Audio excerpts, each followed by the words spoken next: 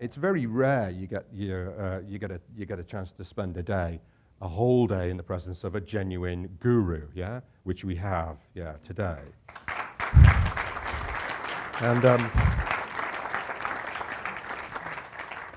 I first saw Scott in 2005. I'd read Scott's stuff before, but I first saw him in 2005, and he was storming up and down corridors of a big conference with 1,000 people.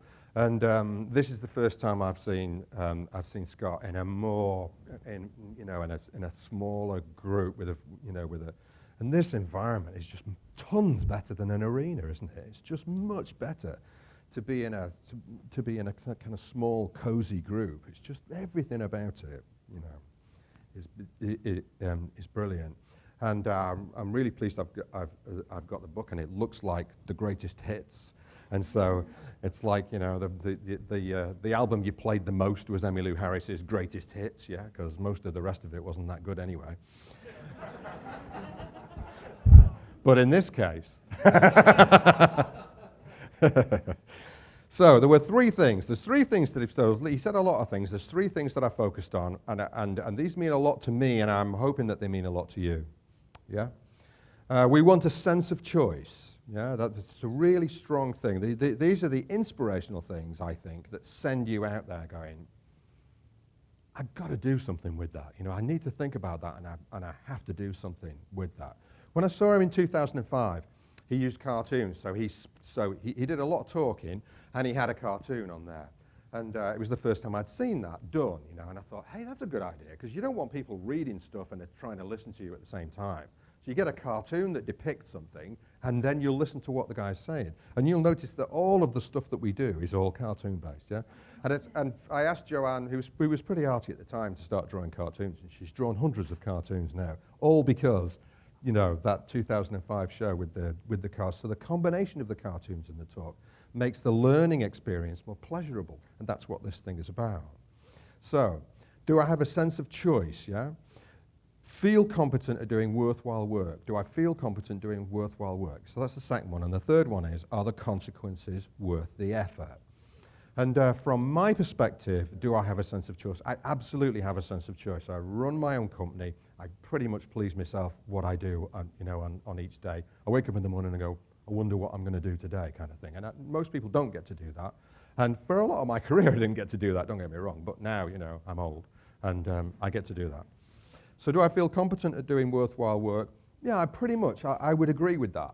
I'm not being conceited. I do feel competent at doing worthwhile work. So I'm happy with the first two. However, are the consequences worth the effort? Now, if you answer yes to that one, it feels like the journey's over. It feels like that's the one that needs to be a work in progress. So if you're coaching people, coaching is sometimes bereft of enough reinforcement. You have to really, really want to coach people in order to do it, because the reinforcement is massively delayed. It's a long time before they, start up their own business and are hugely successful or whatever it is they're going to do. It's a long time. Your students leave the university and then go and do something, and it's like 20 years before that, And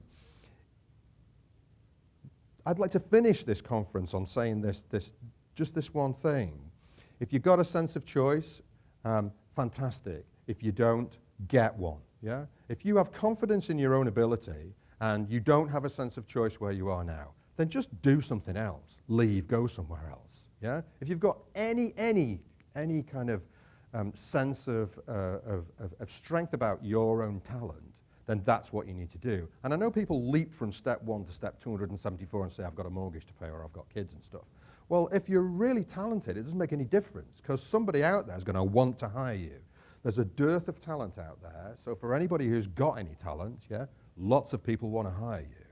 And I never met anybody who left a company on this much and went somewhere else on this much. Somehow they always seem to manage to increase their choices, increase the money, increase the terms and conditions. So feeling competent at doing worthwhile work is partly situational, but it's also, am I putting the effort in to ensure that I'm generating my own kind of, my own education? Am I still reading stuff? Do I still have Do I still have a thirst for learning stuff and trying it out, learning something else and trying it out? And then, are the consequences worth the effort? I don't think I ever want to answer that one as yes, because it would suggest that the journey's over.